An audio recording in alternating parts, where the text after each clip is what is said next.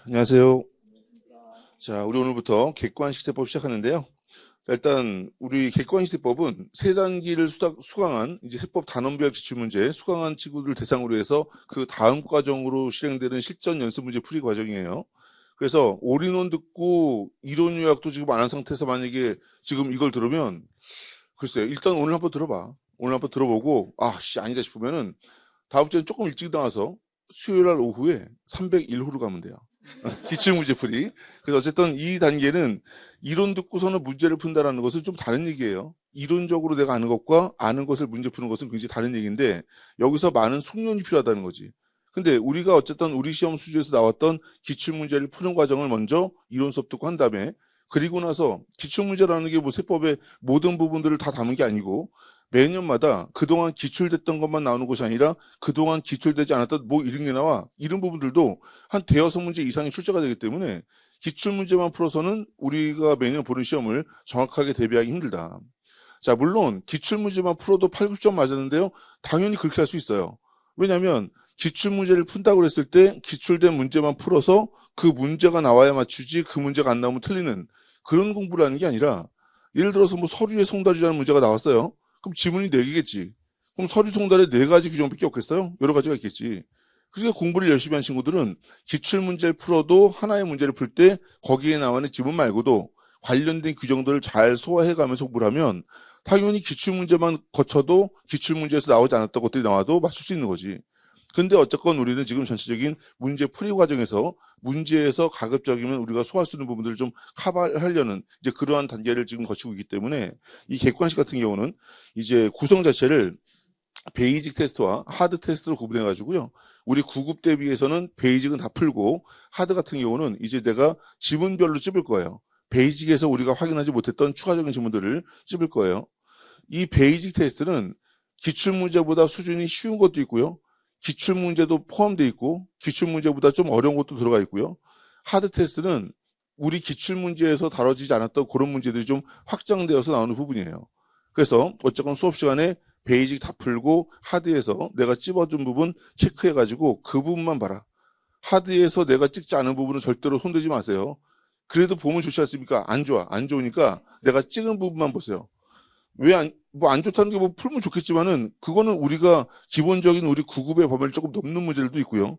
나중에 7급 대비할 때, 그때 푸는 문제들로 봐야지, 지금은 우리 시간적 효율성상으로는 내가 체크한 문제만 확인하면 될 겁니다. 우리 객관시대법은 7, 9급 기출문제 한 30%, 그리고 세무사 회계사 문제 한 20%, 30%그 정도? 그리고 한 10%는 경찰 간부 세법 문제가 굉장히 수준이 높아요. 요즘은 내가 볼 때는 7급보다 좀 더 어려운 것 같아.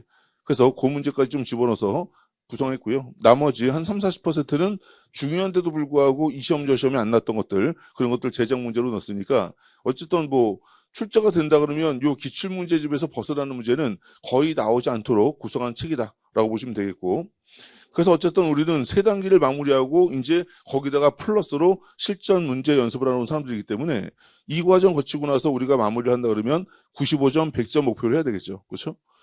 뭐 객관식법을 제가 들어도 될까요? 대단히 막 쫄아있는 학생들이 많은데 기출문제 막 3, 4회독하고도 객관식 들어도 되나요? 막 이러는데 너무 쫄지 마세요. 객관식대법은 여러분들 생각보다 그렇게 어렵고 지엽적이고 그런 과정 아니고요. 반면에 그러면 기출문 한번 붙여간 거 아닌가요? 기출문제 과정도 그렇게 우스운 과정이 아니에요.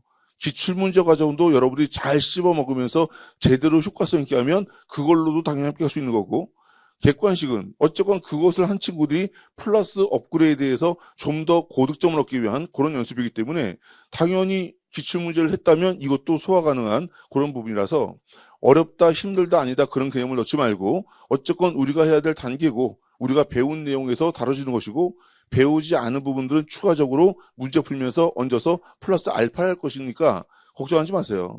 시험이라는 것은 어쨌건 불확실성에 대한 대비입니다. 불확실성에 대한 대비가 여기서부터 여기까지 하면 되는 게 어디 있어? 하면 할수록 더 대비가 잘 되는 거죠. 물론 이런 생각 해보세요. 정말로 객관세법까지 어렵게 대비를 했는데 문제가 쉽게 나왔어. 막 그러면 낭비하고 손해본 것 같아? 거지같이 공부했는데 문제가 되게 쉽게 나왔어. 막 대단한 막 이득을 얻은 것 같아? 안 그래요. 여러분들은 일정한 시간 내에 5가지 과목을 다 시험을 봐야 되는 사람들이기 때문에 공부를 어설프게 했는데 문제가 쉽게 나와가지고서는 70점 맞았다. 그러면 그 사람은 그 70점을 20분, 25분 들여가지고 간신히 맞출 거고, 열심히 공부했는데 문제가 쉽게 나왔어? 그럼 이 사람들은 95점 맞겠죠? 그리고 10분, 15분 내로 빨리 정확하게 맞췄겠지. 그러니까 우리가 어떻게 공부했는데 몇 점 맞았다가 중요한 게 아니라 얼마의 시간 동안 얼마나 정확하게 어떤 점수를 맞았냐. 이게 더 중요한 거예요. 5과목을 하나의 시간 안에서 해결을 해야 되는 과정이니까. 알겠죠? 그래서 어쨌건 시험 공부라는 것은 어디서부터 어디까지 이게 맞다 틀리다 그런 생각하지 말고 어쨌건 할 수 있는 한 내가 할 수 있는 것들 다 하는 것이다 라고 생각하면서 열심히 한번 해보세요. 자, 그 다음에 우리 지금 현재 개정 상황은 작년 말에 법률이 통과되어서 공포되었고 지금 하시간 오늘쯤 나왔으면 참 좋았겠는데 오늘 내일이 마지막이야. 이제 내일 나오면 정말로 책이 25일 이전에 나올 수 있는데 이제 다음 주 월요일 날 나오면 이제 수업하면서 반영해가지고서는 뭐 출판사 왔다 갔다 하고 그러려면 아마 한 1월 말. 근데 다음 주 말쯤 나오면 다음 주 목금 정도 나오면 그러면 이제 2월 초가 될 수도 있어요. 어쨌건 뭐 내가 열심히 반영하면서 출판사에 보내면 걔네가 또 작업하고 그리고 나한테 다시 오면 교정 보고 이 교정 보는 것만 수천 페이지야. 그리고 나서 다시 보내면 걔네가 최종 교정 보고 나서 그리고 나서 이제 인쇄소 들어가서 거기서 이제 한 5일 전후로 이제 또 인쇄를 찍어내니까 그렇게 하면 시간이 기본적으로 개정되고 나서 최소 2주는 걸려요. 최소 2주. 그래서 그 정도로 가능하시면 될 테니까 어쨌건 가급적이면은 1월 말 내로 1월 25일 언저리 나올 수 있도록 그렇게 한번 작업을 해보도록 하겠습니다. 그때까지는 가제본으로 진행하다가 이제 가제본을 가다가 본서 나오면 본서로 대체하고 아마 뭐 문제풀이는 크게 뭐 그 필기 옮겨졌고 읽을 거 없으니까 오히려 가제본으로 공부하다가 이제 본서 나오게 되면 본서로 이어갈 때 우리가 배운 부분은 본서에 안 풀었을 거 아니야. 얼마나 좋아. 한 번 더 풀 수 있잖아. 그래서 그때 한번 새로 한번 쫙 풀어보고 그렇게 해서 이제 진도를 좀 그 체계적으로 나갔으면 좋겠습니다. 자, 우리 수업 진행은 여러분들이 이제 예습을 좀 해와야 되겠지. 그리고 이제 강의가 진행되겠죠. 그리고 복습을 해야 되겠지. 자, 일단 올인원 수업, 기본 이론 수업 다음 수업부터는 항상 얘가 제일 중요해. 이 예습의 질에 따라서 여러분들이 수업 시간에 소화할 수 있는 양이 달라지는 거고요. 이 소화할 수 있는 양이 많으면 많을수록 복습 시간은 줄어들겠지. 근데 예습이 잘 되어 있지 않으면 강의 시간에 이해도 잘 안 되고요. 강의 시간에 따라가는데 벅벅 따라가는 거야. 그리고 나면 나중에 복습 시간이 굉장히 많이 들겠죠. 만약에 많이 드는 복습 시간을 줄이면 어쨌건 뭐 공부의 질이 떨어질 것이고. 그래서 문제풀이 강의는 특히나 요 예습의 질이 굉장히 중요합니다. 그래서 요 예습은 일단 우리가 세파리로 수강을 한 친구들은 요 세파리가 요 예습이 되어 있는 거니까 요 객관시제법의 예습은 세파리 수강생들은 세파리 듣고 그 수업 듣는 내용에 대해서 정확히 복습하는 게 요게 우리 강의의 예습이 되는 거예요. 이거를 먼저 풀어봐야 되느냐 풀어보지 말고 그러냐 이런 질문 많이 하는데 시간이 뭐 남아 돌면 풀어와요. 시간이 남아 돌면 풀어오는데 난 기본적으로 풀어오는 것을 별로 좋아하지 않아. 왜냐면 이거를 풀어오는데 들어가는 시간이 이만큼인데 그걸 풀어와가지고 수업에 도움이 되는 효과는 난 요만큼이라고 생각을 해요. 근데 이만큼 시간을 가지고 딴 걸 하고 그리고 나서 여기 와서 같이 풀면 현장감 있게 여기서 여러분들 지문을 보면서 나랑 같이 그 지문의 포인트가 뭔지를 집중해가지고 읽어나가는 거예요. 알겠죠? 그러면 어쨌든 미리 풀어온다 그러면 풀어와가지고 준비가 돼 있는 장점은 있겠지만은 문제를 외울 거 아니야. 갑은 을하고 특수관계인이어서 이비 걔는 부당행위를 했다는 걸 알고 있잖아. 그래서 그런 세강이 끼고 보면은 답이 보이는데 내가 설명해봤자 아는 걸 이렇게 보는 본 드라마 또 보는 느낌이에요. 본 드라마 또 보면은 막 드라마 보면서 막 카톡하고 막 이러잖아. 집중 안 하고. 처음 봐야 긴장해가지고서는 무슨 장면 나올지 집중을 하겠지. 그래서 그런 효과들도 있고. 그리고 여러분들이 조금 문제 풀 때는 수업 집중도를 조금 올려놔야 그래야지 그 문제의 리듬에 좀 맞춰 나갈 수 있는 거니까 가급적이면 뭐 미리 문제 풀어보지 말고요. 여기에 좀 충실을 가하고 그리고 나서 이제 문제 풀 때 집중력을 좀 높이는 이제 그런 방향으로 공부를 좀 해주세요. 근데 만약에 뭐 요거 듣지 않았다 그러면 그렇다 그러면 이제 개별적으로 강의 진도표 나눠줬으니까 강의 진도표에 따라서 개별 이론 복습을 좀 해서 이제 요 우리가 진도 나가는 부분에 대해서 내가 얘기하면 세부적인 설명을 구체적으로 하지 않아도 그 문제 해결이 될 수 있는 그런 준비가 되어 있으면 좋겠습니다. 자, 문제 풀 때 집중력이라는 게 이따가 뭐 수업 진행하면서 계속 내가 또 지적을 할 거예요. 문제 풀 때 내가 지문을 읽어나가면 내가 지문을 읽어나가고 내가 설명하는 내용들을 최대한 빨리 받아들여가지고 생각이 막 돌아가야 돼. 그러니까 수업 시간은 굉장히 피곤한 시간이 돼야 돼요. 머리를 많이 쓰고 고민을 많이 하고 순발력 있게 내가 말하는 거에 대해서 기민하게 대답하고 물어보지 않은 사람들도 내가 질문을 던지면 생각해서 그걸 최대한 끌어내보려고 노력하고. 그런데 상당수의 학생들이 문제풀이 수업을 진행하고 나면 이렇게 구경을 해요. 이렇게 구경. 남일 보듯이 이렇게 구경하다가 빨리 단말해, 빨리 단말해. 단말하면 국어야? 이렇게 한다고. 그럼 그렇게 구경하고 나면 문제풀이 실력 향상이 안 된다니까요. 그리고 나서 복습을 하면은 그냥 본 영화 또 보는 복습이 돼버리는 거야. 그러니까 이 문제풀이 수업은 내가 부탁하건데 수업 진행하면서 내가 얘기할 때 최대한 집중력을 올려가지고 그 지문 읽는 거에 잘 따라올 수 있도록 그렇게 준비 좀 하세요. 운동을 하는 것도 마찬가지고 뭐 배드민턴도 탁구도 그냥 이러고 있다가 곧 날라오면 뭐 이렇게 치는 사람보다 준비하고 있다가 어디로 곧 나올지 상대방 손과 모션과 이런 것도 봐서 미리 대비해서 막 이렇게 기민하게 치는 사람들이 더 잘 치겠지. 더 성의 있게 치는 거고. 이것도 마찬가지예요. 가만 앉아가지고 하는 말 그냥 듣기만 하는 구경을 하지 말고 여러분들의 뇌 활동을 충분히 사용하는 그런 집중력 있는 수강을 해야 그래야지 이 시간이 조금 더 효율적인 그런 시간이 되어서 수업의 퀄리티가 높아지니까 복습 효과가 훨씬 더 좋아질 겁니다. 시간도 줄어들고. 그런데 수업 시간에 집중하지 않고 수동적으로 그냥 말하는 거 구경만 하면 나중에 복습할 때 여러분들이 통상 느꼈던 거. 아, 뭐라 그랬지 이거? 뭐라 그랬는데? 뭐 이러면서 생각이 안 나가지고 그런 데마다 지체가 되는 거야. 그러면 여러 가지 비효율이 발생하니 어쨌든 수업 시간의 집중도가 굉장히 중요하다라고 생각을 좀 하세요. 자, 그리고 이제 강의 수강하면서 내가 이제 여러분들한테 문제마다 요 지문은 오답노트 해서 지문별로 오답노트를 짚어줄 거예요. 내가 지문별로 오답노트를 짚어주는 그 문제들은 내 기준의 보편적 여러분들의 수준이고 나는 이거 되게 많이 해서 안 적어도 돼. 그럼 안 적어도 돼. 그런데 내가 오답노트라고 체크하지 않아도 여러분들이 오답노트에 적어야 될 것 같다. 이건 다들 아는 것처럼 설명을 하는데 난 이거 되게 생소하다. 그럼 여러분들은 여러분들의 오답노트에 이건 적어야 되는 거야. 그래서 나는 오답노트 적으세요 라고 말하겠지만 내가 말하지 않는 것도 필요하면 적고 내가 말한 것도 난 안 적어도 되겠으면 안 적으면 되는 거예요. 애매하다 그러면 애매한데 적을까 말까 물어보는데 뭘 물어봐. 애매하면 적어 무조건. 애매하면 적어.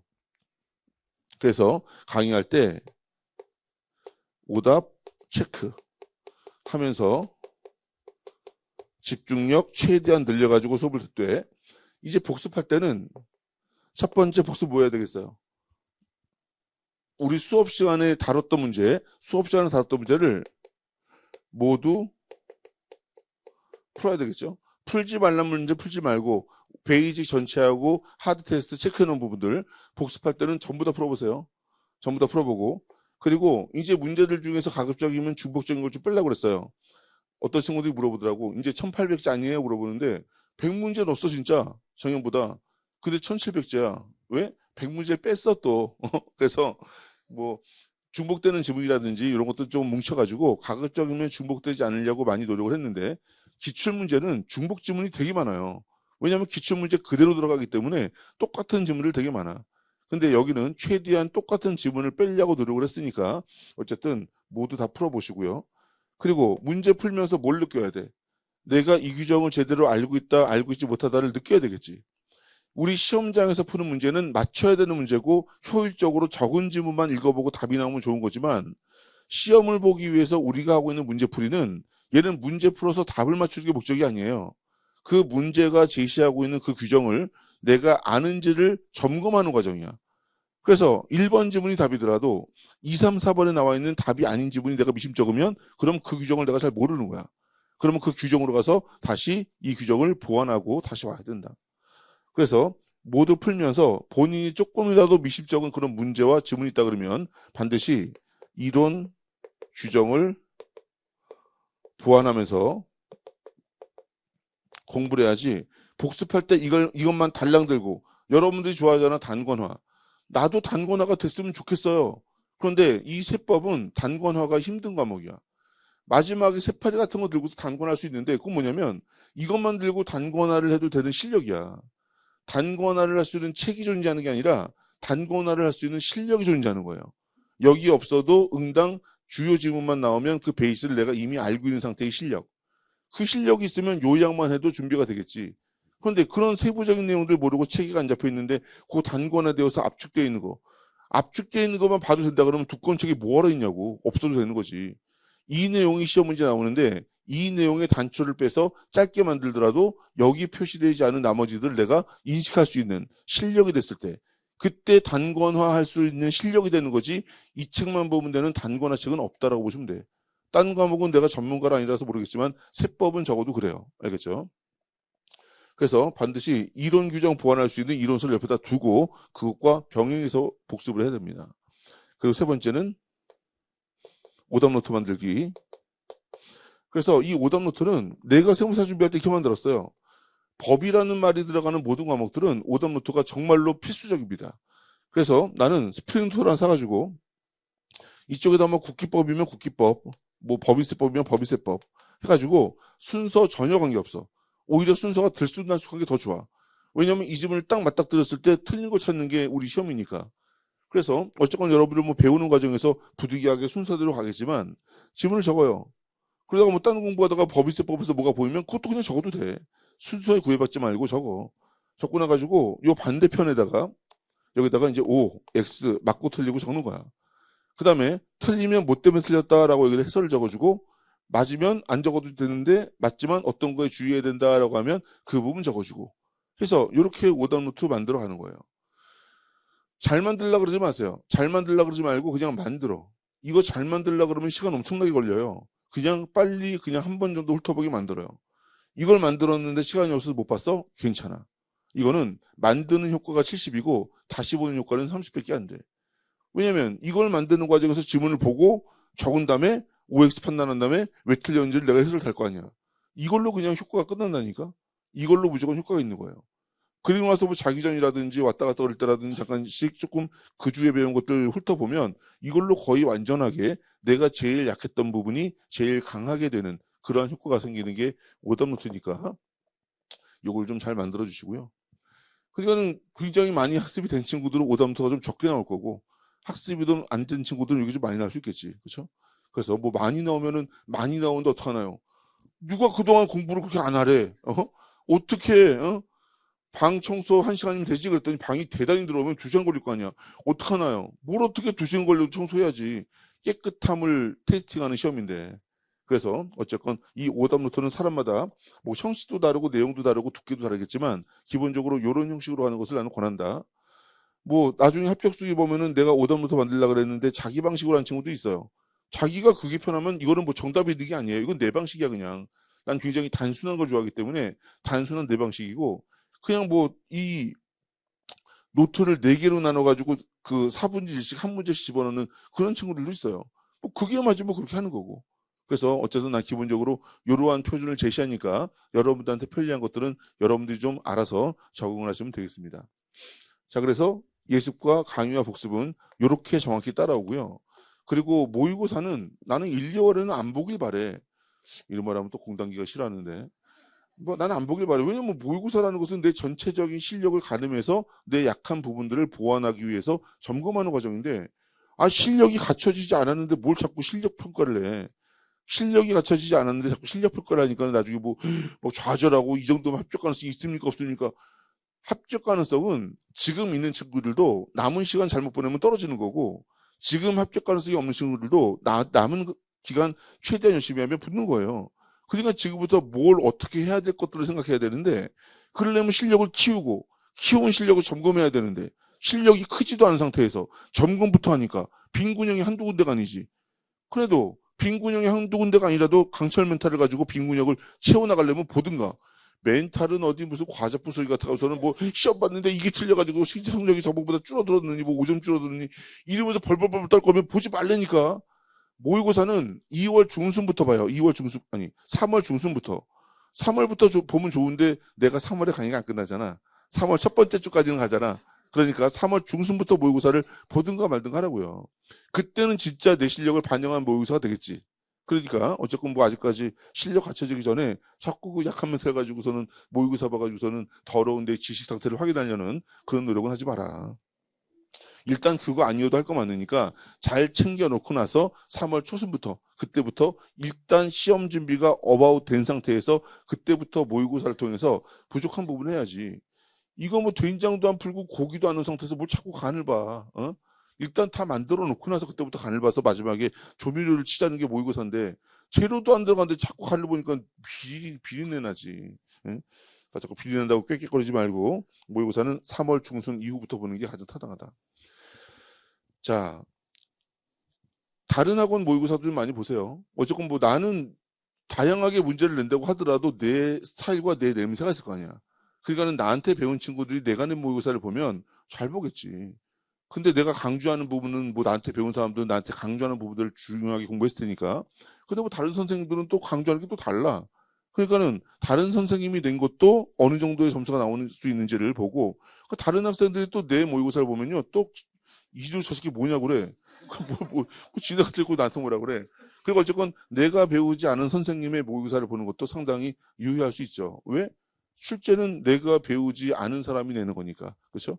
그래서 내가 여러분들한테 제공하는 것들은 어쨌건 내 커리큘럼 하나에서의 내 논리니까 어쨌건 그것만 해도 합격할 수 있으면 좋겠는데 그렇지 않을 수 있는 실력 테스트가 진짜 필요하다 그러면 내가 내지 않은 걸 봐가지고 거기서 한번 테스팅을 해보세요. 이진욱한테 배워도 딴 선생이 낸 것에 대해서 점수가 나오나 한번 보세요. 안 나온다? 그럼 나한테 가져와. 내가 사과할게. 사과하지만 평가하고 사과할 거야. 이런 문제는 나올 이유가 없는 문제들이다. 라든지 아니면은 이 문제는 그 부분인데 이에 대한 표현을 달리했더니 네가 못 알아보는구나. 라든지 어쨌든 그래서 그런 마무리를 3월 중순 이후부터 했으면 좋겠다. 자, 그리고 문제 풀 때요. 내가 제일 싫어하는 거.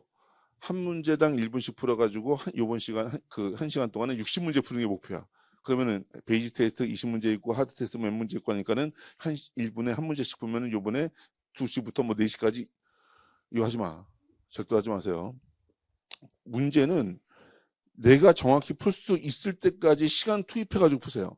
문제 푸는데 시간 제약을 두지 마. 1시간에 1분에 한 문제씩 풀어가지고 60분 동안 60문제 풀지 말라니까 그렇게. 그냥 한 문제 풀 때 5분이 걸리든 10분이 걸리든 그 문제를 풀었으면 그 문제는 완전 내 거로 마스터하는 공부를 하세요.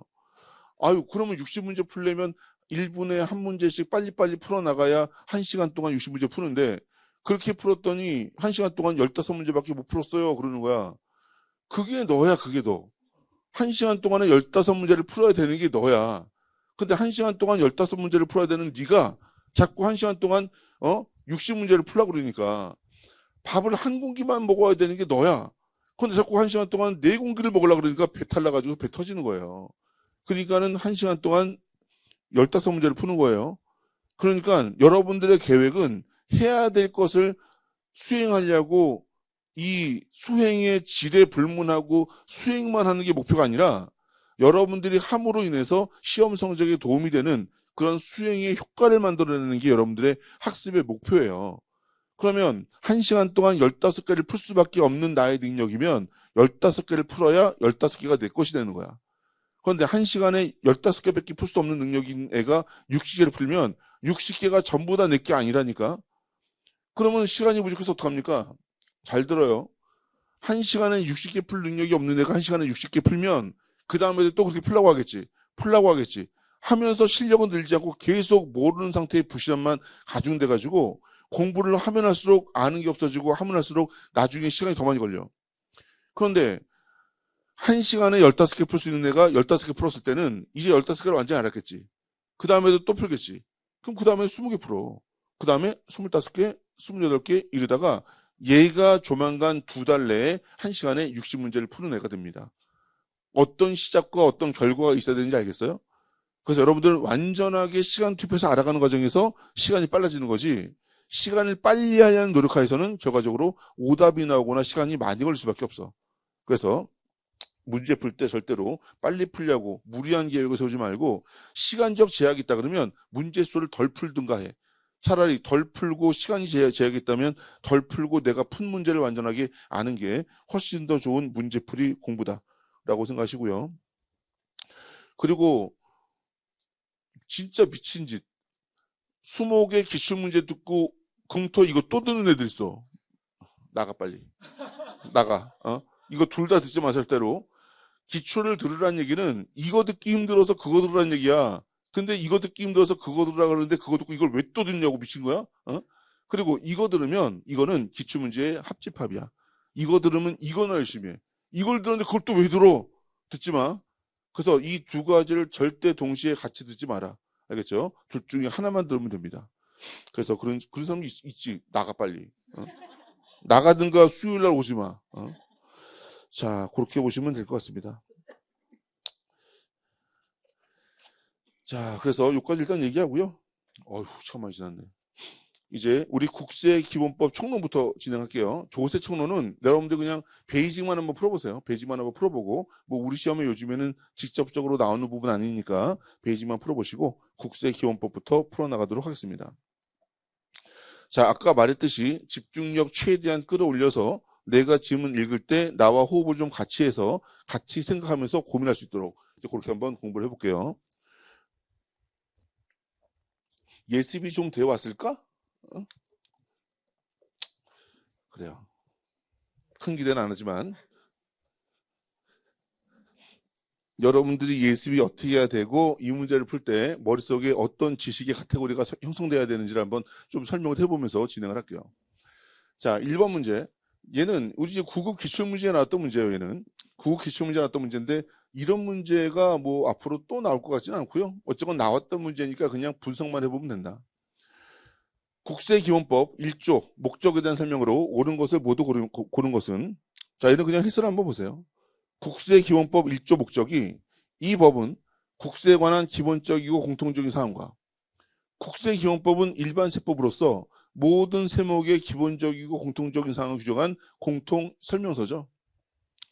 그리고 납세자의 권리 의무 및 권리 구제에 관한 사항을 규정함으로써 국세기본법은 일정한 행정 절차에서 발생하는 사건들에 대해서 이러한 위법한 행정에 대해서 국민들을 구제해주는 법은 원래 행정심판법이에요. 하지만 행정심판법이 이 조세와 관련된 관세, 국세, 지방세는 자기가 담당할 수가 없어. 빈도가 너무 많고 너무 전문적이야. 그래서 모든 행정에 위법한 행정에 대한 구제는 행정심판법이 담당하고 있지만 국세와 지방세와 관세는 국세기본법, 지방세기본법, 관세법 총칙에다가 그 위법한 행정처분에 대한 구제 절차를 위임하고 밀어두고 있는 거죠. 그래서 국세기본법은 행정심판법으로서 불복 청구에 대한 사항을 위임받아서 규정하고 있는 권리 의무 및 권리 구제에 관한 사항을 규정하는 불복 절차적 성격을 가진 그런 법이고요. 국세에 관한 법률 관계를 명확하게 하고 자, 국세에 관한 법률 관계는 납세 의무자의 조세 채무자로서의 지위, 조세 채권자로서의 정부의 지위를 납세 의무 성립, 확정, 소멸 절차를 구체적으로 규정함으로써 납세 의무자와 과세관청의 법률 관계를 명확히 하고 있는 거죠. 그리고 나머지는 뭐 미사요구들이지. 이게 국세기본법의 목적이에요. 그런데 자, 1번 국세에 대한 기본적이고 공통적 사항 규정, 납세자의 권리 의무 및 권리 구제에 관한 사항 규정. 그런데 국세의 징수에 관하여 필요한 사항을 규정하는 것은 국기법이 할 일이야, 국징법이 할 일이야. 이건 국세징수법의 목적이 될 것이고 국세기본법은 그 13가지 수많은 세목에 대해서 기본적인 사항만 규정하고 있는 건데 그 세목을 과세할 때 납세자의 부담이라든지 적정과세를 얘가 어떻게 판단해? 이것은 각 부서에서 할 일들이죠. 그래서 얘들은 개별 세법의 목적이 된다. 그리고 납세 의무 성립 확정 소멸을 규정함으로써 국세에 대한 법률 관계를 명확히 한 이제 그런 규정이 되겠죠. 정답은 기억, 니은, 미음.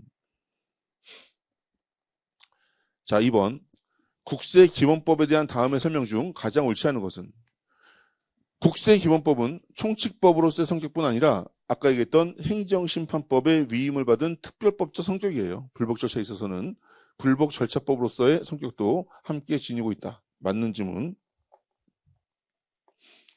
국세에 관하여 세법의 별도의 규정이 있는 경우를 제외하고는 국세기본법에서 정하는 바에 따른다. 이거 무슨 주의? 세법 우선주의, 다른 세법 우선주의. 그래서 국세기본법보다 다른 세법이 우선하다는 표현이죠. 2번 오답노트. 이게 뭐 당연하게 들리는데 나중에 시험장 가서 요것을 국기법으로 바꾸고 요거를 세법으로 바꾸잖아? 못 알아봐. 요거 틀린 걸로 해가지고 오답 노트 만들어 두세요. 알겠죠? 자, 3번. 관세법과 수출용 원재료에 대한 관세 등 환급에 관한 특례법. 말도 길다. 그래서 내가 수업 시간에 뭐라 그랬어요? 이거를 관세법과 어쩌고저쩌고 이런 법 써놓으면 관세법 등으로 묶어놓으라 그랬지. 여러분들은 뭐 형광펜 안 들고 들어가니까 이렇게 묶어, 이렇게 묶어. 그래서 세관장이 부가징수하는 국세에 관하여 국세기본법에 대한 특례 규정을 두고 있는 경우에는 요 관세법 등 묶어 그냥 여기서 정하는 바에 따른다. 자, 이거 관세법과 국세기본법이 상충되면 뭐에 따른다? 관세법에 따르는 거예요. 왜냐하면 관세법과 국세기본법이 상충된 경우라는 것은 수입 물품에 대해서 세관장이 관세를 걷으면서 간접세도 같이 걷어주는 경우들이에요. 세관장이 관세법이 적용되는 관세를 걷으면서 같이 걷어주는 국세에 대해서 우리는 국세니까 우리 법 적용해. 이러면 세관장이 니네가 해 그럴 거 아니야. 그러니까 세관장이 관세법에 따라서 관세를 징수할 때 적용하는 법이 국세기본법과 다르더라도 관세법에서 규정하고 있는 그 법에 따를 수 있게 해주는 거죠. 그렇죠? 그래서 여기서 말하고 있는 국세기본법에 대한 특례 규정. 자, 관세법에서 세관장이 부가징수하는 국세. 세관장이 수입자와에 대해서 세관장은 관세만 담당하지만 국세도 징수해 주는 거죠. 거기에 대해서 국세기본법에 대한 특례 규정을 두고 있는 경우에는 이거를 착각하는 친구들이 많은데 국세기본법이 특례 규정을 두고 있는 게 아니에요. 관세법이 국세기본법에 대한 특례 규정을 두고 있는 거야. 그럼 관세법이 우리는 국세기본법에도 불구하고 이 규정을 적용한다. 그런 특례는 둔 바가 없어요. 그런 특례는 둔 바가 없고요. 얘는 뭘 말하는 거냐면 그냥 쟤는 관세법과 다른 반대로 말해야 되겠구나.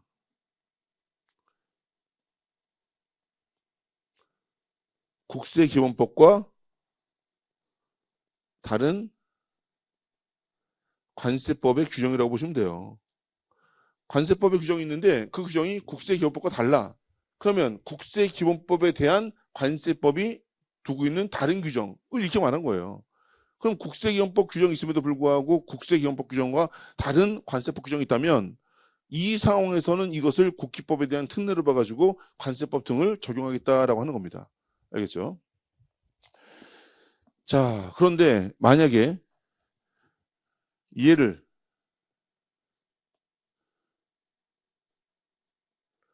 국세기본법으로 바꾸면 틀리겠죠. 그렇죠? 얘를 국세기본법으로 바꾸면 맞다고 그래. 왜 맞냐 물어보면 국세기본법에 특례가 있으니까 국기법 우선 아닙니까? 국기법의 특례가 아니라니까 국기법과 관세법이 달라서 국기법이 아닌 우리 법 적용하는 특례야. 관세법에서. 그죠? 그래서 얘들은 관세법에 따르는 거다. 잘 분석하시고 4번 국세기본법상 규정이 행정심판법 규정과 상충된 경우에는 국세기본법상 규정이 우선하여 적용될 수 없다. 국세기본법 규정이 우선하는 거죠. 어차피 모든 행정 중에서 국세행정 같은 경우는 행정심판법이 니네가 담당해 하고 맡긴 것이기 때문에 뭐라고 규정하고 있냐면 국세행정과 관련된 위법부당한 처분에 대하여는 행정심판법이 적용될 수 없다라고 돼 있어. 국세행정에 대한 위법부당한 처분에 대해서는 행정심판법이 적용될 수 없다.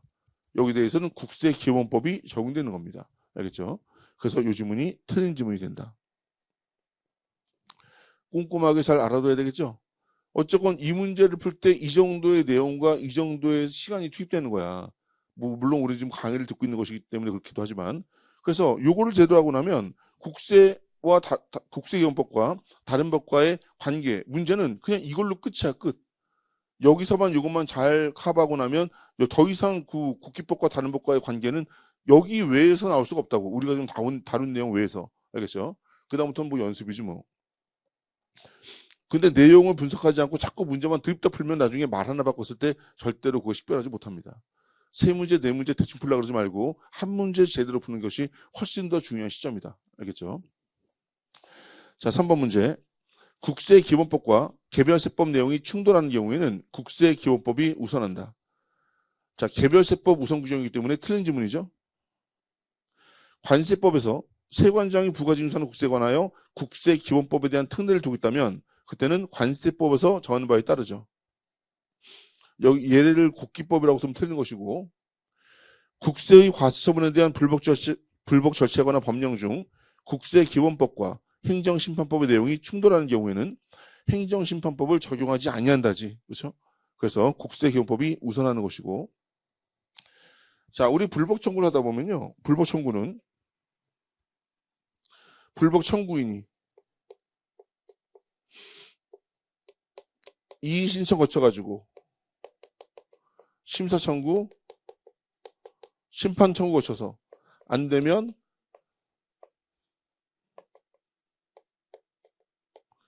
행정소송 가는 과정이에요. 요 이의 신청은 선택적 절차라서 그냥 여기 아니면 여기 갈 수도 있고요. 그런데 요거 아니면 이제 감사원 심사 청구를 거쳐가지고 이제 행정소송으로 갈 수 있겠죠. 이 청구인이 한번 이의 신청의 길을 밟으면 또는 심사 심판 청구의 길을 밟으면 그때는 다시는 감사원 심사 청구로 올 수 없고요. 얘가 일단 감사원 심사 청구를 밟으면 그럼 그때는 다시 국세기본법상 불복으로 갈 수 없는 거예요. 결과적으로 청구인은 위법부당한 국세처분을 받으면 국세기본법 따를래 감사원법 따를래를 선택할 수 있다는 거죠. 따라서 감사원법은 불복 청구에 있어서 국세기본법과 선택적 지위에 놓여 있다라고 얘기를 해요. 선택적 지위에 놓여 있다. 그래서 위법 부당한 과세 처분에 대하여 심사 청구를 한 납세자는 국세기본법상 불복 청구와 감사원법상 불복 청구를 선택할 수 있다. 맞는 말이죠.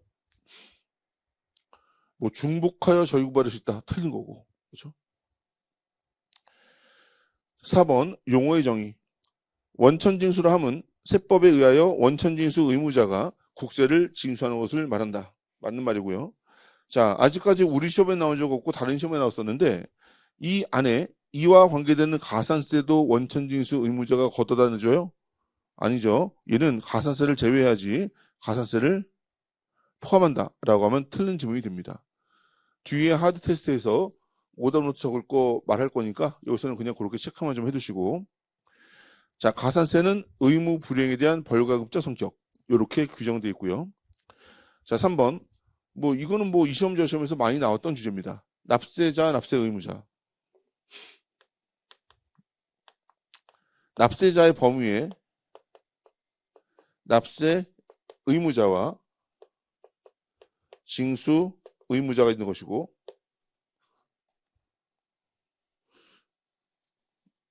여기서 일단 징수 의무자 세놈, 원천 징수 의무자, 납세조합, 부가세, 대리납부 의무자. 요 세놈이 원천 징수 의무자라는 것은 곧바로 나와야 돼요. 그리고 나머지 세무서에 납부를 해야 될 의무가 있는 자들 전부 다 얘예요. 주된 납세의무자든 연대 납세의무자든 보충적 납세의무자든. 그래서 이렇게 구분이 된다. 그래서 뭐 납세자에 대한 정의와 납세 의무자에 대한 정의가 있는데 결과적으로 이 징수 의무자라는 놈은 여기에는 포함되지만 여기에는 포함되지 않는 거죠. 그래서 이 구조적 내용들을 좀 잘 이해를 해야 되는 그러한 테마가 된다.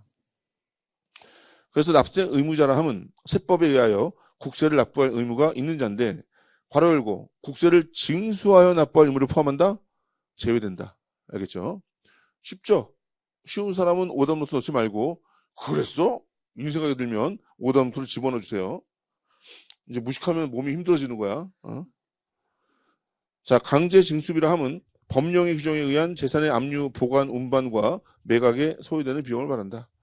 그래서 어쨌건 뭐 이거 우리 시험에 이거 뭐 괄호치기 문제도 나온 적이 있었었는데 뭐 용어의 정의로서 여러 번 읽어보시고요. 5번 문제.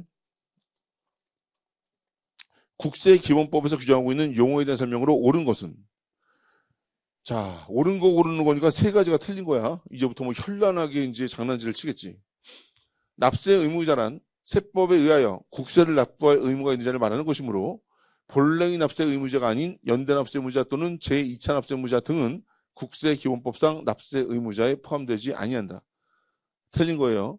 얘들은 징수 의무자가 아닌 것 뿐이지 당연히 납세자 범위에도 포함되고 납세 의무자 범위에도 포함되는 이제 그러한 애들이죠. 틀렸고. 자, 이제 세법과 국세. 국세기본법상 세법과 국세가 나오게 되면 이제 여러분들은 세법이 아닌 거 세 가지, 국세가 아닌 거 세 가지를 찾아내야지. 세법이 아닌 거 세 가지. 관세법 아니지. 지방세 관련 법령들 아니지. 그리고 국세기본법은 자기 법에서 자기를 이법이라고 하지 국세기본법이라고 하지 않는다. 그래서 국세기본법, 세법은 국세기본법, 관세법, 지방세 관련 법률을 제외한 나머지 세법들이죠. 그런데 국기법 들어갔으니까 틀렸죠. 국세란 중앙정부가 징수해서 국가 전체에다가 쓰는 그런 국세 중 관세를 제외한 내국세만을 말한다. 13가지 우리 세목을 국세라고 하는 거예요. 따라서 관세, 지방세, 관세법에 따라 관세에 준하여 부과하는 임시수입부가세 요 세 개, 임시수입부가세, 부가세 아니에요. 그 세 개는 국세가 아니다. 해놓고 고춧가루 끼는 거 찾아야지. 얘는 해당하지 정확하네. 이게 맞는 거네. 그래서 세무사 시험 같은 데들은 그냥 국세 13가지를 다 집어넣은 다음에 끄트머리에다가 관세 집어넣어가지고 시력 테스트하는 그런 문제도 나와요. 그래서 요 문제가 나온다 그러면 요 세 가지가 국세에 포함되지 않는다라는 것을 잘 체크해야 될 것이고, 세무공무원이란 국세청장, 지방국세청장, 세무서장 또는 그 소속 공무원이고요. 세관장 또는 그 소속 공무원은 세무공무원의 범위에 포함되지 않는다? 아니지. 수입되는 재화에 대한 국세는 세관장 또는 세관 소속 공무원들이 징수를 해줘야 되기 때문에 걔들도 국세의 세무공무원 범위에 포함시켜야 국세법에 대한 규정을 적용할 수 있는 겁니다. 그래서 이 질문도 틀린 거죠. 그래서 국세기본법상 세무공무원은 우리 국가직 세무공무원 그리고 관세직 세무공무원 이 둘을 말하는 거예요. 예전에는 국세를 지방세에다가 위탁하는 시절이 있었어가지고 지방자치단체 공무원들이 국세를 국세청으로부터 위임받아가지고 대신 걷어주는 그 지역을 잘 아니까 그런 제도가 있었는데 지자체 위임 제도가 없어졌어. 그 규정이 있었을 때는 국세기본법상 세무공무원이 국가직, 관세직, 지방직도 포함되어 있었거든. 근데 그거는 이제 없어지고 국가직과 관세직만 두 개만 들어와 있는 겁니다. 그래서 뭐 옛날 추억을 되살리면서 출제자가 여기다가 및 지방자치단체에 소속된 공무원을 말한다. 이름 틀린 거야. 지자체 소속 공무원은 지방직 공무원이죠. 예전에 그놈이 있었다니까. 근데 그게 빠졌어요. 없어졌으니까 현재 국세기본법상 세무공무원은 국가직 세무공무원, 관세직 세무공무원 끝. 알겠죠? 자, 빨리 10초. 뭐 10초야? 5초면 되겠다. 1초면 되겠다. 국세기본법상 세법이 아닌 것은 국세기본법. 그렇죠? 진욱이 배 아파. 안 돼.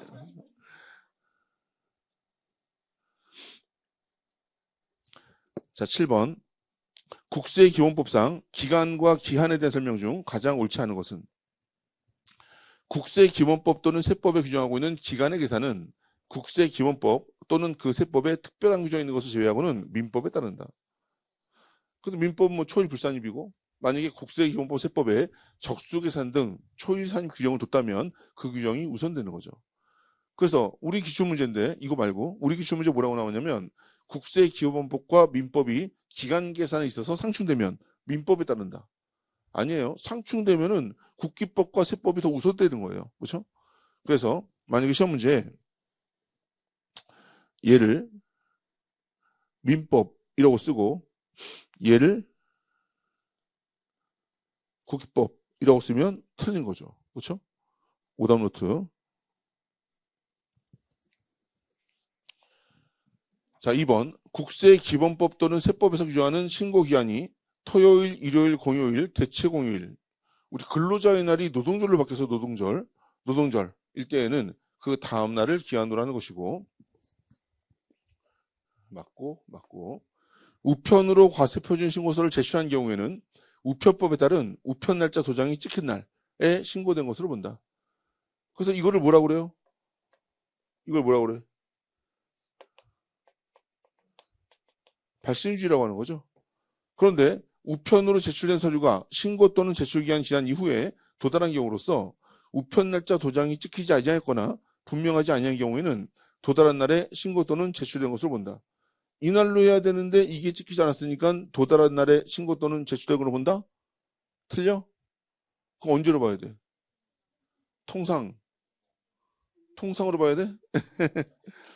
통상 배송일수를 고려하여 발송된 것으로 인정되는 날로 하는 거죠. 그래서 얘는 발신일 추정 규정이 된다. 발신일 추정 규정은 납세자 보호 규정이에요. 그런데 서류의 송달은 이제 이번에 반대로 납세자가 과세관청한테 제출하는 게 아니라 과세관청이 납세자에게 행정 지시를 이제 문서로 싸는 거예요. 그럼 서류의 송달은 마찬가지로 과세관청이 보냈는데 얘가 못 받았다 할지라도 내가 보냈으니까 보낸 날로부터 통상 배송일수를 고려해서 납세자에게 발송된 것으로 인정되는 날 송달료를 발송할 수 있다 없다? 없어요. 서류의 제출은 발신일 추정이 가능하나 서류의 송달은 도달일 추정이 불가하다. 알겠죠? 그 두 가지도 같이 비교해 두시고요. 그래서 정답은 4번. 자, 8번 문제. 국세기본법상 전자신고에 관한 설명으로 옳지 않은 것은 전자신고의 경우 신고일은 해당 신고서 등이 국세청장에게 전송된 때로 한다.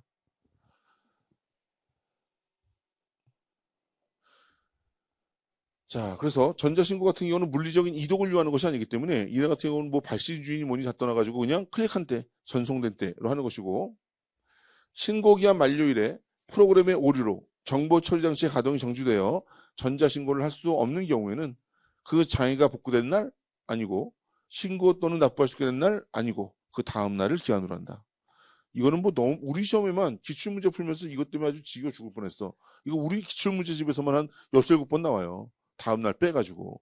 그래서 이 다음 날에 조금 초점을 좀 맞춰주시고 3번 전자신고는 납세자의 신청에 대하여 관할 세무상이 승인하는 경우에 하나여 적용할 수 있다?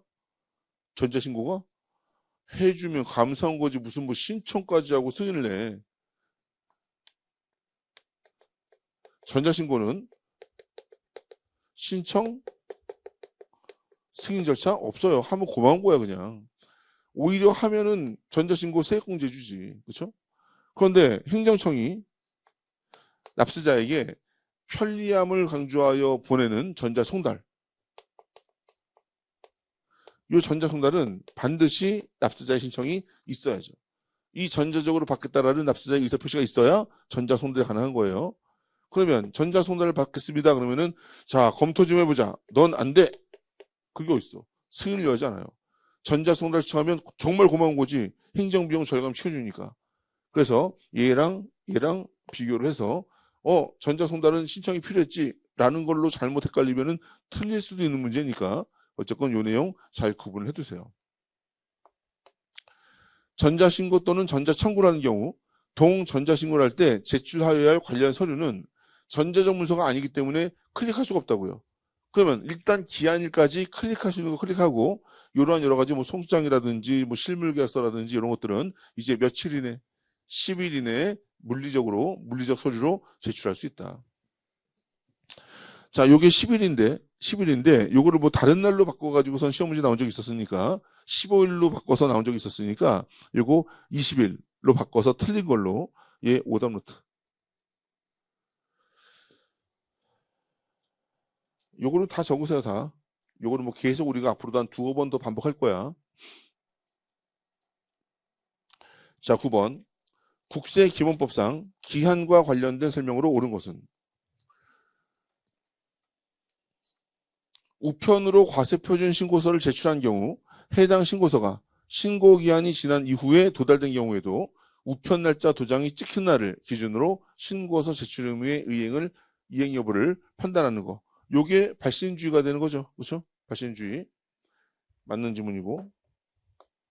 신고와 관련된 기한 연장은 그 기간을 모두 합산하여 6월을 초과하지 아니하는 범위 안에서 관할 세무장이 이를 연장할 수 있다. 맞아요, 틀려요? 어디가 틀려? 9개월. 그래서 이제 국세기원법에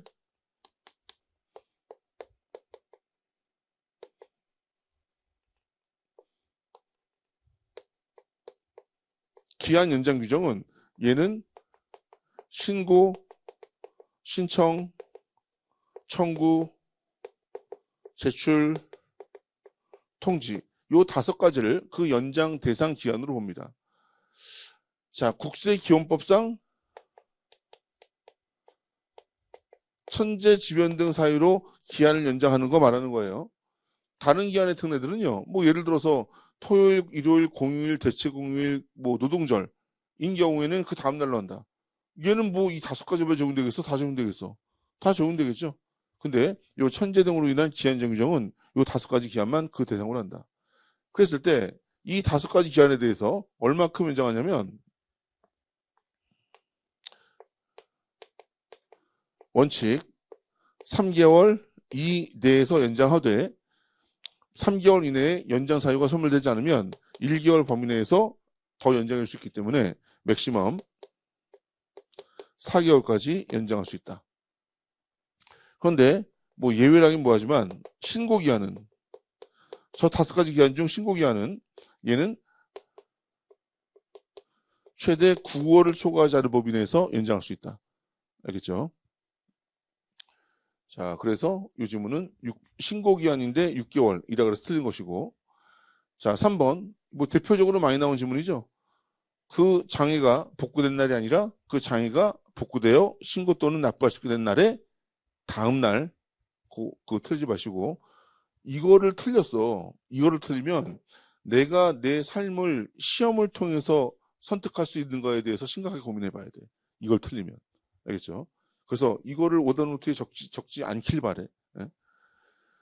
자, 그 다음에 천재지변 등의 사유로 인하여 국세기본법 또는 세법에서 규정하고 있는 신고를 정하여진 기간까지 할 수 없다고 인정하는 경우에도 납세자의 신청이 있는 경우에 하나요? 연장된다?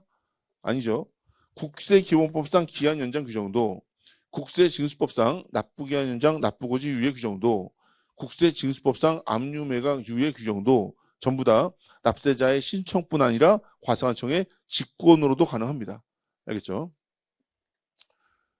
내 카페도 올렸잖아요, 그래. 카페도 올렸냐, 밴드도 올렸냐. 그래서 요번에 그 사업자들이 되게 많이 힘들어가지고 부가가치세법상 요번에 아마 개인 사업자들 납부기한을 뭐 20일인가 뭐 늘려주는 그런 직권 연장도 또 있었어요. 보시고 10번 문제. 국세기본법상 서류의 송달에 관한 설명으로 가장 옳지 않은 것은 서류의 송달을 받아야 할 자의 사용인. 사용인은 뭐 종업원 말하는 거죠.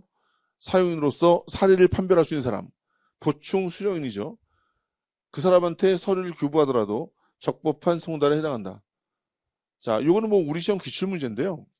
이렇게 나왔어요. 그러면 이거 맞아 틀려? 틀려? 왜 틀려?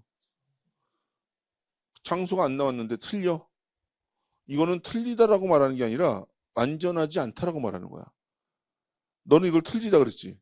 네가 이걸 틀렸다라고 말하는 것은 옳지 않은 것 같은 거야, 막. 그지? 나는 이것을 옳다고 그래. 왜? 틀린 데가 없으니까. 그러면 그 사람한테 서류를 교부하면 적법한 송달이야, 그러면?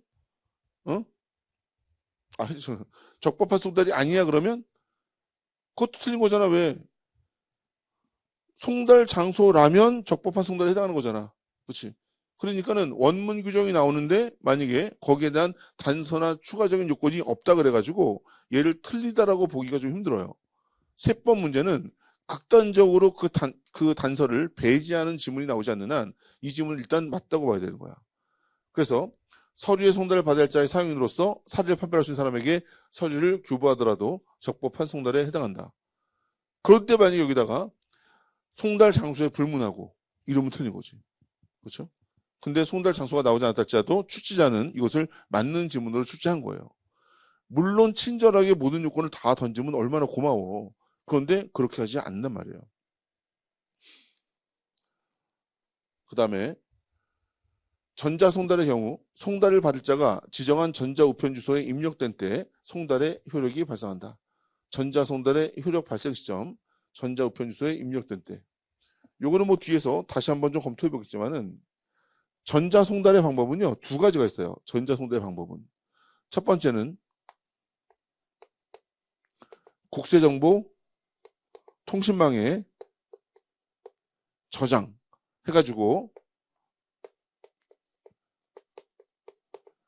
열람할 수 있도록 하는 거. 두 번째는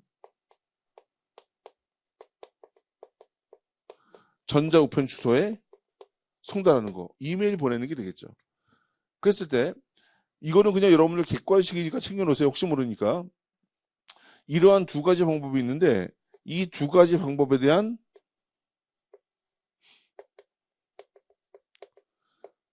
대상 서류는 국세정보통신망에 저장해서 열람 가능하게 하는 서류는 얘는 고지, 그리고 독촉, 그리고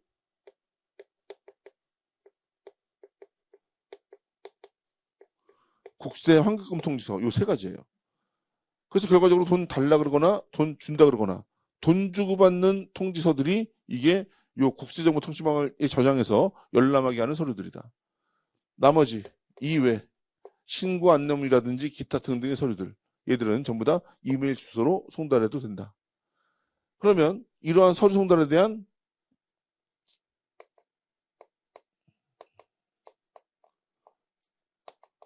효력 발생 시기, 국세정보통신망에 저장해서 열람 가능하게 해놨다면 납세자가 열람할 땐가 확인할 땐가 아니면 그냥 저장했을 때일까? 저장했을 때예요. 그래서 저장한 때.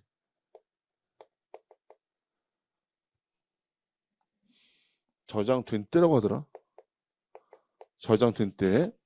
그 다음에 전자우편 주소에 송달을 하는데 그냥 이메일에 입력을 한 거죠. 과세관청이. 그래서 전자우편 주소는 입력된 때. 그래서 전자송달의 효력발생 시점은 저장된 때 또는 입력된 때예요. 알겠죠? 뭐 이제 요 정리 정도 해두세요.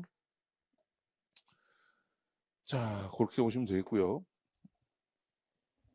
그래서 뭐 전자우편 주소에 입력된 때 송달 효력이 발생되는 것이고, 강제 징수에 관계된 서류는 우편으로 송달하는 경우에는 일반 우편으로 송달하여도 된다?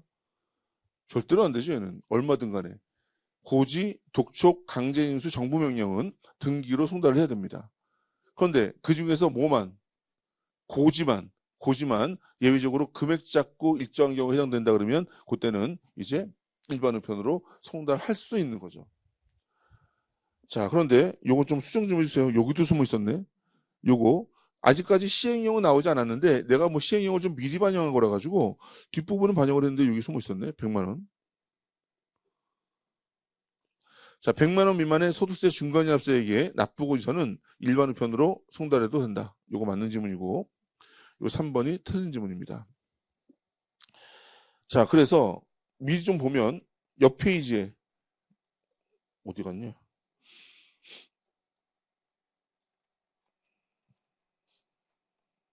여기 있네. 23페이지. 14번 문제 해설 먼저 볼게요. 원래 우편 송달 같은 경우는요. 등기 우편, 일반 우편 다 가능한 거지. 근데 예외적으로 일반 우편은 조금 가격이 싸고 한 몇백 원, 700원 정도 하고 그리고 뭐 집배원이 우체통에다 꽂아도 그냥 오는 것이기 때문에 정확하게 송달 사항을 확인할 수는 없어요. 하지만 등기 우편은 집배원이 벨 누르고 전달해 준 다음에 사인 받거나 아무도 없으면 다시 반송까지 해주는 것이기 때문에 송달 여부 또는 송달 받을 자에게 송달되는지 등의 여부가 확인이 될 수 있는 거죠. 그게 비싼 거야. 그래서 얘들은 그냥 일반 느기도 한 1,400~1,500원 하고요. 그리고 빠른 느기 같은 경우는 뭐 3,000 몇백 원 해. 근데 빠른 느기 보냈는데 만약에 반송이 됐어. 그럼 반송 비용까지 받아가지고 한 7,000원까지 나올 수 있는 거예요. 최대 7,000원. 그러면 일반 우편은 700원인데 등기 우편은 최대 7,000원이니까 어쨌건 가격 부담이 많이 차이가 나잖아요. 그죠? 그래서 중요한 서류 비싸더라도 고지, 독촉, 정부명령, 강제 징수는 그래도 등기로 해야 된다. 그런데 그 네 가지 중에서 고지로서 50만 원 요번에 100만 원으로 바뀌어요.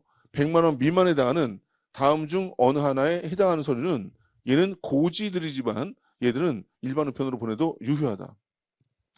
첫 번째, 소득세법에 따른 중간연합 납부고지. 두 번째, 부가세법에 따른 예정고지. 자, 쟤네들은 일단 법인들을 제외한 애들이죠. 소득세니까 개인들만 말하는 거고 이제 부가세는 법인은 원래 시공납부해야 되는 건데 개인들은 예정 고지하는 거잖아요. 그래서 개인들에게 하는 예정 고지. 일단 기억 니은은 그 수가 굉장히 많아. 그죠? 그리고 두 번째 금액이 작아.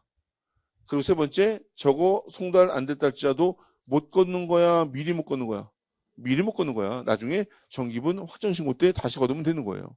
그래서 걔네들은 어떤 징세 방식의 절차성 때문에 얘들은 그냥 금액 작으면 그냥 일반 우편으로 싸게 보내자.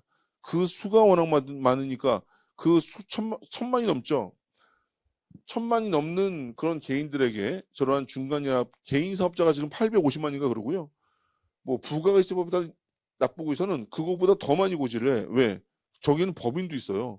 중소기업으로서 직전 그 50만 원 미만인 경우에. 그래서 얘들은 700원과 7,000원의 차이가 그 수가 많으니까 굉장히 큰 거 아니야. 그래서 일반 우편 보낼 수 있도록 하는 것이고, 일반 우편은 부정확하고 등기 우편은 정확하고 뭐 맞는 거야. 근데 정확하고 부정확하고의 문제가 아니라 등기 우편은 확인이 되고 일반 우편은 전달됐다는 입증이 안 되는 거예요. 전달은 내가 볼 때는 확실하게 되는데. 그렇다 보니까 문제는 뭐냐면 받은 놈이 일반 우편으로 보내면 받아놓고 찢어버리고 안 받았다고 뻥쳐도 과세관청이 이에 대한 항변을 할 수가 없어요. 그렇기 때문에 등기 우편 보내는 거야. 근데 얘네들은 디귿과리을 요번에 이거 신설된 거죠. 예전에는 얘만 있었는데 요 디귿은 납세 의무자의 신고 후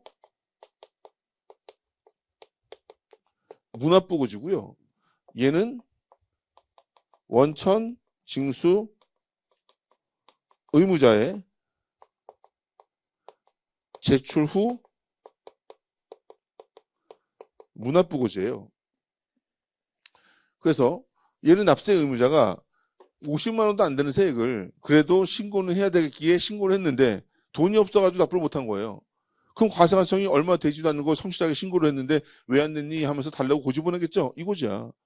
그러면 돈이 없어도 50만 원 안 되는 세까지도 돈이 없어도 신고를 한 애가 일반 우편 보내면 찢어버리겠어? 그럴 가능성이 적겠죠. 그렇죠? 근데 얘도 있었다는 거죠. 이제 원천징수 의무자인데요. 이제 해당 월에 소득만 지급하고 나서 원천징수세액을 이제 다음 달 10일 날 내야 되는데 원천징수세액을 다음 달 10일 날 내면은 돈만 내겠어? 이 돈이 어떤 금액이다라고 같이 내겠어? 어떤 금액이다라고 같이 낼 거예요. 그런데 원천징수 납세조합징수는 신고 의무가 아니라 납부 의무만 있어요. 납부 의무만. 그래서 신고서 제출하는 건 아니에요. 하지만 원천징수 납부 금액이 뭔지는 보내야 될 거 아니야. 그것을 원천징수 이행상황 명세서라고 하는 거예요. 그래서 원천징수 이행상황 명세서 제출 의무제 이거는 신고 의무가 아니라 이 제출과 함께 납부하는 거예요. 근데 얘가 의무는 이행하기 위해서 원천징수 이행상황 명세서를 제출했는데 돈이 없어가지고서는 납부를 못한 거예요. 얘도 마찬가지로 돈 없어도 명세서를 제출할 정도로 성실한 애인데 이에 대해서 일반 우편 보냈을 때 찢어버릴 리가 없다. 그래서 얘도 50만 원, 100만 원 미만이면 얘들 이제 그 고지지만 등기가 아닌 일반 우편으로 보내도 유효한 고지로 봐주겠다라고 하는 거죠. 그래서 올해 요거 50만 원, 100만 원 바뀌고 요거 4번 추가된 거, 리을 추가된 거, 그 두 가지를 잘 체크하시면 되겠습니다.